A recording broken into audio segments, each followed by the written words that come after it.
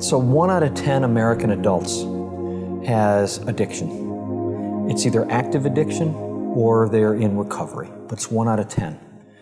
And if there's 2 adults in most of the houses on your street, I guarantee you 1 out of 5 homes on your street today has an adult in it with active addiction or in recovery. Now, when addiction is active, it contributes to 70% of the domestic violence in my community and yours. It contributes to 80 to 85% of the child abuse and neglect in my neighborhood and yours. That's the kind of pain and suffering in our community that none of us can ignore any longer. So given that 1 out of 5 houses on my street and yours has an adult in it with active addiction or in recovery, we really need more addiction treatment because treatment works.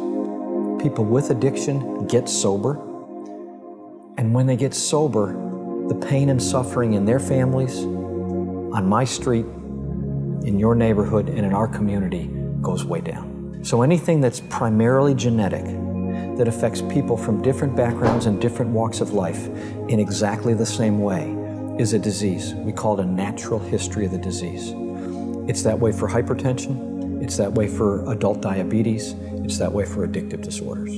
What we need, as much as possible in our community and our society, is addiction treatment, quality addiction treatment available on demand. That's what we have for diabetes, that's what we have for high blood pressure, and that's honestly what we have for breast cancer.